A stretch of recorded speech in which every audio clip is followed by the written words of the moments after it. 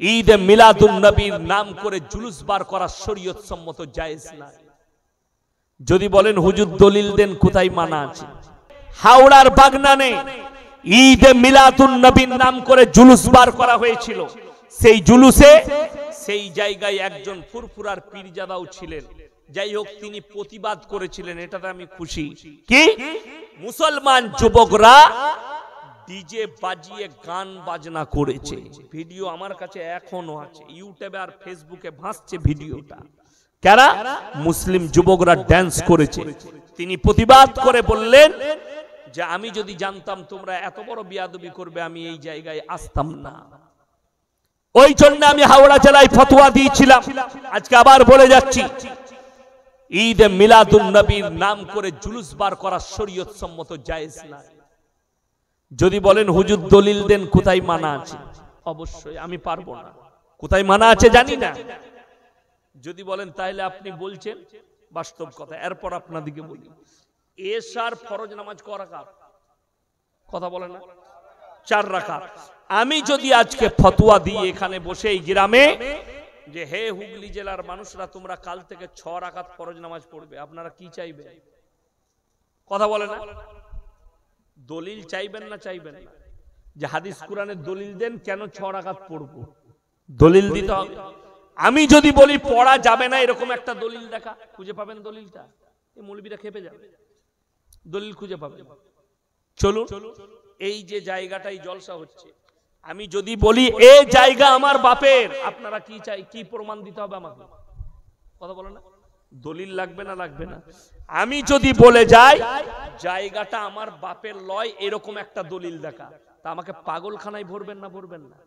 যে মালটাকে পাগলখানায় ভর আগে।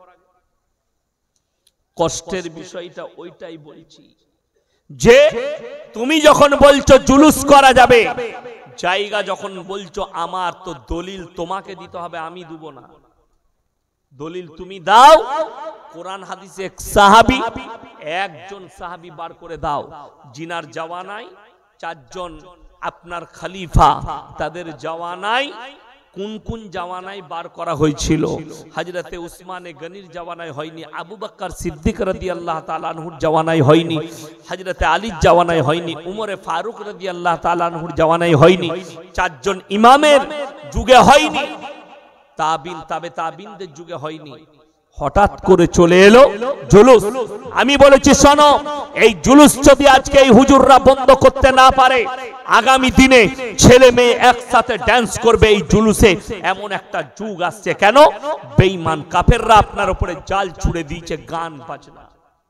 বাংলাদেশের একজন হুজুর বয়ান করছে, যে বিয়েতে গান বাজনা হবে না সেই বিয়ে হারাম। নাউজুবিল্লাহ বলে।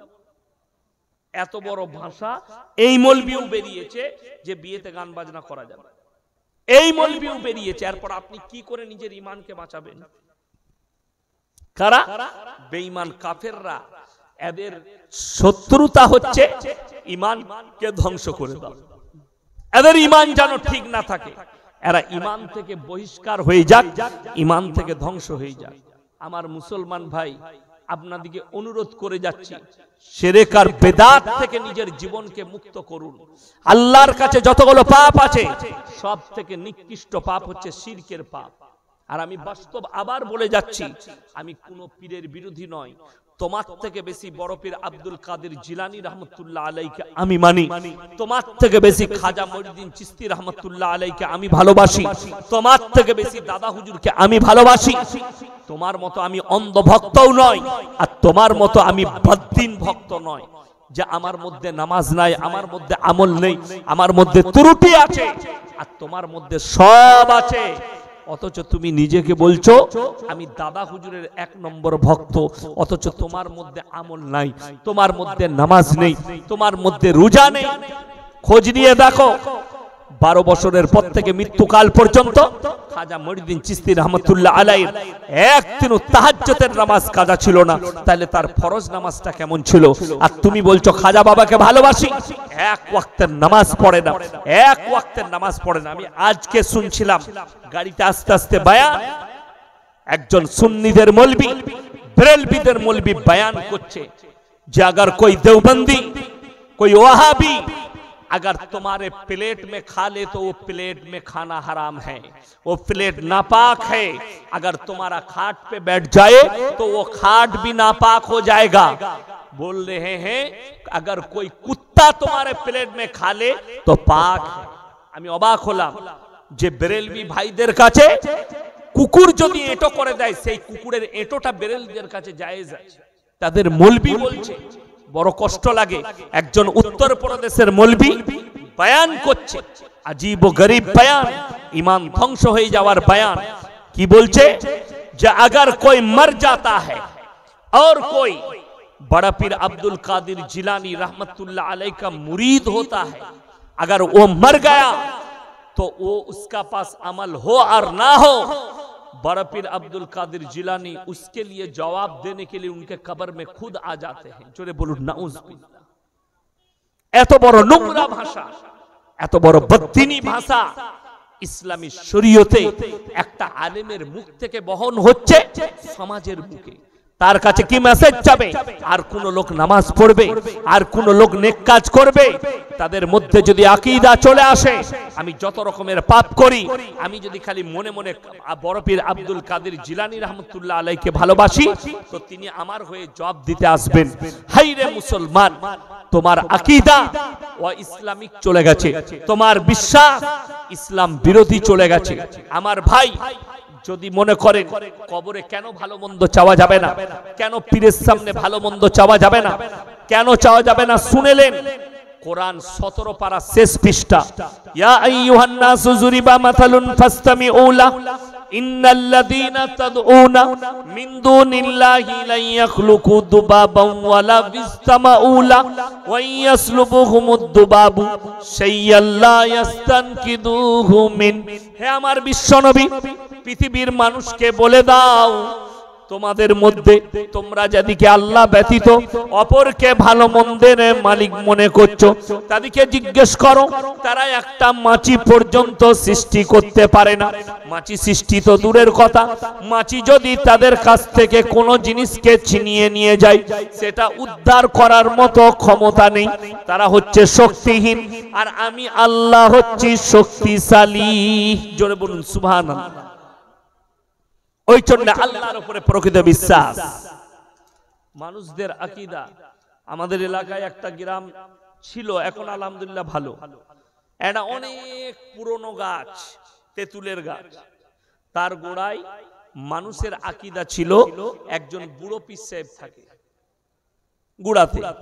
এরপর গ্রামে বিয়ে শাদী হয় তো বয়স্ক মহিলারা, গ্রামের মেয়েরা বিয়ে, বেটার বিয়ে হোক বিটির বিয়ে হোক, খানা হলে প্লেটে করে প্রথম খানাটা ওই গাছের গুড়ায় দিয়ে যেত, পীর সাহেব খাবে, ওরা রেখে চলে যেত খেতকে কুকুরে, খেত কুকুরে। আর যখন চেঁচে পুচে খেয়ে নিত, ঘুরে এসে মেয়েরা বলতো পীর সাহেব সুন্নত আদায় করে খেয়েছে। আমরা হ্যাঁ দেখ পীর সাহেব দাঁড়িয়ে আছে, উ খেয়েছে। কষ্টের বিষয়, দুঃখের বিষয় মানুষের আকীদা যে মানুষ মরে যাবার পরে যে খাবার ক্ষমতা থাকে না, এই বিশ্বাসটাও তাদের নাই। কথাটা বুঝতে পেরেছেন না পারেননি? আমাদের বাপদাদা মরে গেলে, কোনো ওলি মারা গেলে সে আর খাবার যোগ্যতা রাখে দুনিয়ার কোনো খাবার? দুনিয়ার জায়গাটাই তার জন্য আলমটাই শেষ করে দেয়া হয়, তিনি চলে যায় বারজাখের আলমে, কবরের আলমে চলে যায়। সেই দুনিয়া আলাদা। মানুষের জীবনে তিনটে জায়গা অতিবাহিত হবে, 1 নম্বর দুনিয়া, 2 নম্বর হচ্ছে কবর, আর 3 নম্বর কিয়ামতের ময়দান, আর 4 নম্বরটা হচ্ছে আবাদান আবাদার জায়গা, সেটা হচ্ছে জান্নাত এবং জাহান্নাম। আবাদান আবাদার জায়গা চিরকালের জন্য। তাইলে তুমি ভাবো কি করে যে মানুষ মারা গেছে সেই লোক তোমার উপকারে আসবে? কেমন করে উপকারে আসবে? যে আমি তার কাছে খাবার দিলে, আমি কিছু চাইলে তার কাছ থেকে পাওয়া যাবে। পীরের যদি মরে যাওয়ার পরে একটা আলেমের, একটা পীরের কোনো ক্ষমতা থাকতো তো শুনে রেখে দেন, তোমার পীরকে বলে দেখো যে তোমাকে জিজ্ঞেস করো তাকে যে তুমি একবার তোমার মৃত্যুকে রুখে দেখিয়ে দাও। তুমি যার উপরে আকীদা রেখেছো যে এ মরে গেলে আমার উপকারে আসবে, তাকে জিজ্ঞেস করো, তাকে জিজ্ঞেস করো।